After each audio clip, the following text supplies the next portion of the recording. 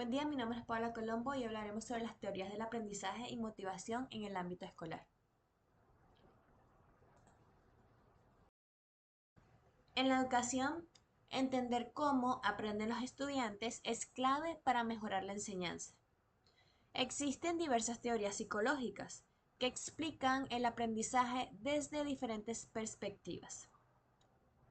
¿Cómo influyen estas teorías en la educación actual y cómo pueden mejorar el aprendizaje de niños y adolescentes? Ok, entonces aquí no solo veremos en qué consiste cada teoría, sino también cómo se aplica en la práctica escolar y qué beneficios y limitaciones tiene. Comenzando por la teoría conductista de B. F. Skinner. Los fundamentos del conductismo es que 1. El aprendizaje ocurre mediante asociaciones entre estímulos y respuestas. 2. Se basa en el refuerzo y castigo para moldear el comportamiento. 3. Skinner en 1953 desarrolló el condicionamiento operante. Los comportamientos que son reforzados tienden a repetirse mientras que los castigados disminuyen. El experimento clave fue la caja de Skinner, ya que un ratón aprende a presionar una palanca para obtener comida, mostrando cómo el refuerzo moldea el comportamiento. Un ejemplo en la escuela es que, por ejemplo, el uso de recompensas como las estrellas, las calcomanías, privilegios, los puntos, para así motivar a los estudiantes. Y también la aplicación de castigos o consecuencias para desalentar conductas negativas. Luego, entre las ventajas tenemos que esta es eficaz para enseñar hábitos y comportamientos, pero en su limitación tenemos que no considerar el pensamiento interno ni la creatividad del estudiante. Teoría cognitivista de Jean Piaget. Los fundamentos del cognitivismo. 1. El aprendizaje es un proceso interno donde el estudiante organiza y construye conocimientos. Piaget, en 1950, propuso que el aprendizaje ocurre en etapas del desarrollo, como la sensorimotora, la preoperacional, las operaciones concretas y las formales. Y también que los niños asimilan nueva información y la acomodan en sus esquemas mentales previos. ¿Ok? Y un experimento clave de Jean Piaget sería la conservación de líquidos. Por ejemplo, un niño observa dos vasos con la misma cantidad de agua, pero al verterlo en un vaso alto va a pensar que hay más agua, mostrando cómo el pensamiento evoluciona con la edad. Un ejemplo en las escuelas sería diseñar actividades según la edad y nivel cognitivo del estudiante y fomentando la exploración activa y el aprendizaje por descubrimiento. Entre sus ventajas tenemos que reconoce que el aprendizaje cambia con la edad, pero se limita porque no explica las diferencias individuales en el aprendizaje. Teoría sociocultural de Lev Vygotsky. Entre los fundamentos de la teoría sociocultural tenemos que 1. El aprendizaje es un proceso social y se da mediante la interacción con otros. Y 2. Que Vygotsky en 1934 propuso la zona de desarrollo próximo, por sus siglas ZDP, que dice que el aprendizaje ocurre cuando un estudiante, con ayuda de un guía o compañero más avanzado, logra tareas que no podía hacer solo. Por ende, lo que podría llamarse, por ejemplo, un profesor. Y por último, como número 3, tenemos que el lenguaje es clave para el aprendizaje y el pensamiento. Un experimento clave en la teoría sociocultural de Vygotsky tenemos el andamiaje, ya que aquí tenemos que un niño aprende a resolver un problema matemático con la ayuda de su maestro, quien gradualmente retira su apoyo hasta que el niño lo logra solo.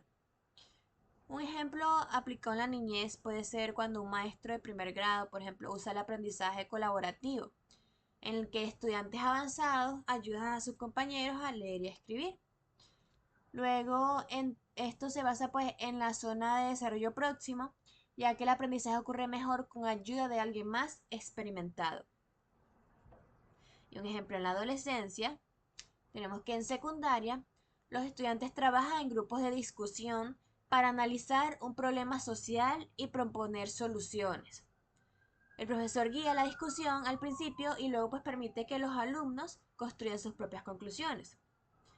El impacto es que se fomenta el aprendizaje mediante la interacción y el apoyo entre pares. Las ventajas, tenemos que resalta la importancia del contexto social en la educación, y la limitación es que pues no explica cómo ocurre el aprendizaje a nivel interno. En la teoría constructivista de Jerome Brunner, los fundamentos de esta teoría son: 1.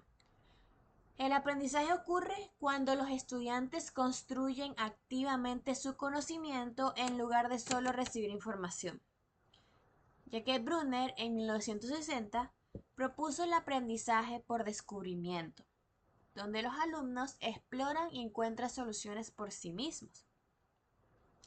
Un ejemplo en la niñez sería, por ejemplo, en tercer grado, el profesor no explica directamente la clasificación de los animales, sino que les da tarjetas con imágenes para que los niños descubran patrones y los organicen por sí mismos. Un ejemplo en la adolescencia, por ejemplo en secundaria, en bachillerato, es que, por ejemplo, los estudiantes realizan experimentos en el laboratorio de química antes, obviamente, de aprender la teoría. El impacto es que se desarrolla la autonomía y la capacidad de resolución de problemas.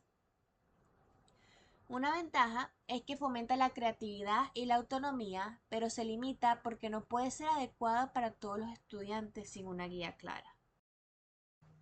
En la teoría humanista de Carl Rogers, en sus fundamentos tenemos que el aprendizaje debe centrarse en el bienestar emocional del estudiante, ya que Rogers en 1961 propuso el aprendizaje significativo, donde el conocimiento es relevante para la vida del alumno.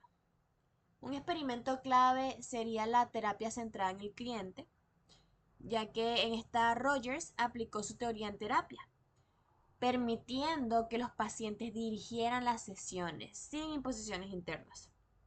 Y en educación, esto se traduce a un ambiente de aprendizaje donde el estudiante tiene voz y control. Un ejemplo en la niñez sería cuando, por ejemplo, un maestro permite que los estudiantes elijan su propio proyecto sobre un tema que les interese. Y en la adolescencia, pues por ejemplo en bachillerato, un profesor crea un espacio seguro de debate donde los estudiantes puedan hablar de sus emociones y experiencias. La ventaja de esto es que fomenta la autoexploración, la confianza y el interés genuino por aprender, pero se limita porque puede ser difícil de aplicar en sistemas educativos rígidos. Por último, motivación en el aprendizaje según Dave McClelland. En los fundamentos tenemos que la motivación influye en cómo y por qué los estudiantes aprenden. McClelland en 1961 propuso las teorías de las necesidades, en la que tenemos la 1, necesidad de logro, que es el buscar el éxito y la excelencia. 2, necesidad de afiliación, que es el deseo de ser aceptado. Y 3, necesidad de poder, que es el influir a otros. Un experimento para esto es la motivación y rendimiento, ya que él pidió a los participantes resolver problemas con incentivos distintos. Y aquellos motivados por el logro se esforzaban más, incluso sin recompensa material. Entonces, un ejemplo en la escuela, en la niñez, podría ser el uso de metas alcanzables para motivar a los niños a leer más libros. Y en la adolescencia puede ser la gamificación del aprendizaje con desafíos y recompensas virtuales, ya que ahorita todo es la tecnología, entonces eso siento que ayudaría mucho. Una ventaja es que esta explica por qué los estudiantes se esfuerzan más en ciertas áreas, pero se limita porque puede ser difícil de medir en cada estudiante. En conclusión, no hay una única teoría del aprendizaje perfecta. Cada una aporta elementos valiosos. Y un enfoque educativo eficaz combina el conductismo, como los hábitos, el cognitivismo, los procesos mentales, y el socioculturismo, la interacción social, también el constructivismo, que es la exploración activa, y el humanismo, el desarrollo personal.